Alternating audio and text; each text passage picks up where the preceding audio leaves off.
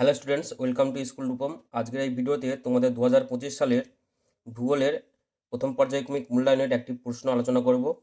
তো তোমাদের পূর্ণমান 30, সময় 60 মিনিট। প্রথমে দেখা রয়েছে সঠিক উত্তরটি বেছে লেখো, 5টি করতে হবে। প্রথম প্রশ্ন, ক্রুশ চিহ্নের মতো দেখতে নক্ষত্রমণ্ডলটির নাম। তো সঠিক উত্তরটা হবে বকমণ্ডল।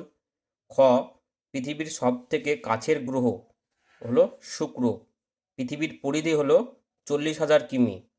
ঘ, নিরক্ষরেখার দক্ষিণে 23.5 ডিগ্রি দক্ষিণ অক্ষরেখার নাম কি? উত্তর হবে মকরকান্তি রেখা। ইঙ, ভারতের ক্ষুদ্রতম রাজ্য হলো গোয়া। চ, ভারতের উচ্চতম শৃঙ্গ হলো গডউইন অস্টিন। পরবর্তীতে আরও এমন ধরনের ভিডিও পাওয়ার জন্য চ্যানেলটি অবশ্যই সাবস্ক্রাইব করে নেবে, আর ভিডিওটি বন্ধুদের সঙ্গে শেয়ার করে নিও।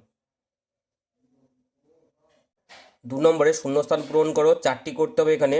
সৌরজগতের বৃহত্তম উপগ্রহের নাম টাইটান। সৌরজগতের উষ্ণতম গ্রহ হলো শুক্র। পৃথিবীর নিজের অক্ষের চারিদিকে এক পাক শেষ করে 24 ঘন্টায়। ঘ, ভারতের মূল ভূখণ্ডের দক্ষিণতম বিন্দুর নাম হলো কন্যাকুমারিকা। তিব্বতে ব্রহ্মপুত্র নদ সাংপো নামে পরিচিত। এবারে 3 নম্বর, ঠিক না ভুল নির্ণয় করো 5টি। প্রথমে কয়ের উত্তর হবে ঠিক, ক্ষয়ের উত্তর হবে ভুল, গয়ের উত্তর হবে ঠিক, ঘয়ের উত্তর হবে ঠিক, ইঙর উত্তর হবে ভুল।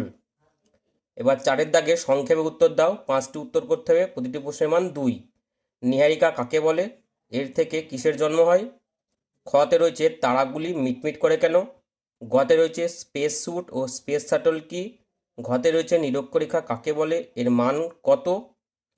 স্থানীয় সময় ও প্রমাণ সময় বলতে কি বুঝো? ছায়াবৃত্ত কাকে বলে? ভারতকে উপদ্বীপীয় বলা হয় কেন? আর 5 দাগে তোমাদের একটি বড় প্রশ্ন, 5 নম্বরের 3টে রয়েছে, যে কোনো একটি করতে হবে। গ্রহ নক্ষত্রের মধ্যে পার্থক্য, গ্রহণপুঞ্জ কি? একটি বামন গ্রহের নাম লেখো।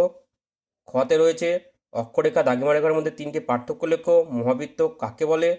আর গতে রয়েছে ভূপ্রাকৃতিক বৈচিত্র্য অনুসারে ভারতকে কয়টি ভাগে ভাগ করা যায়?